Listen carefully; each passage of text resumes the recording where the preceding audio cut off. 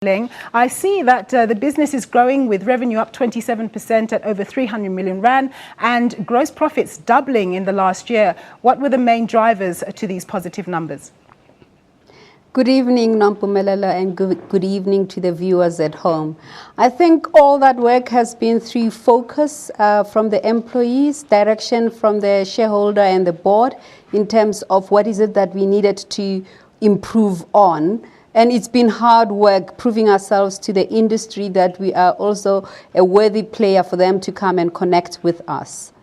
Now, your legislated mandate is to ensure broad national connectivity. Just give us some examples of how you're going about fulfilling that mandate.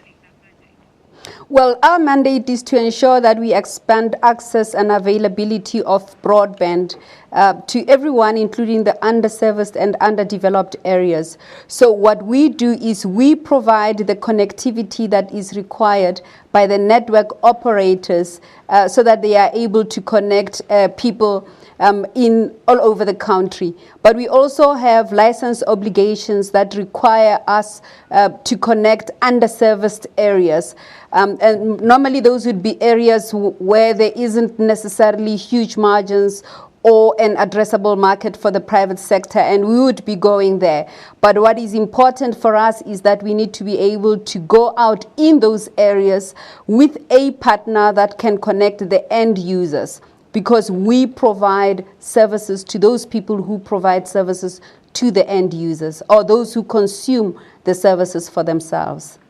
That makes absolute sense. But given your mandate, to what extent could you or do you work with educational establishments to get South African kids in school familiar with ICT as early as possible, so as to ensure when it comes to such issues, they're as competitive as a German or a Japanese child in the future?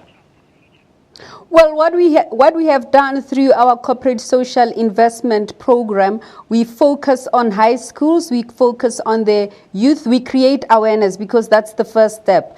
We take our own employees around to create awareness of the subjects that the students need to take, but also we've adopted two schools, one in Mpumalanga and one in Limpopo, where we providing them with a program, a telematics program that is supported by the University of Stellenbosch, where they get tutoring on science and maths. So there's quite a lot of work that we do, and we also have a special focus on the girl child and women in ICT. Now, ICT costs in Africa are generally relatively high compared to developed countries. So the idea of 100% broadband penetration by 2020, is that an achievable goal in South Africa?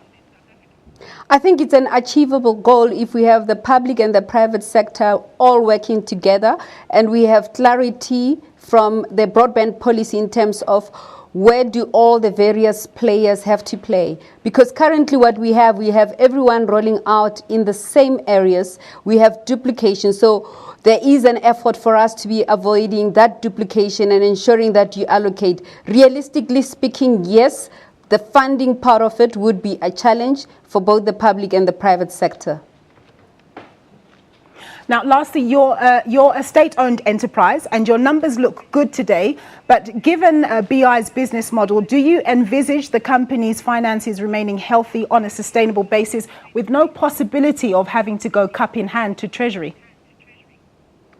Well, government at the end of the day is the shareholder. So at some point when you are expanding, you do require equity injection by the shareholder.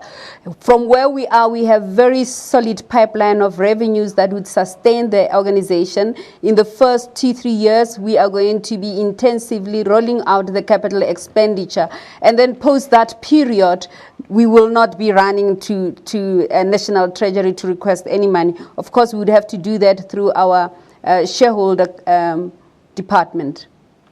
All right then, Puleng, thank you very much for your time. That was Broadband Infraco CEO Puleng Kwele.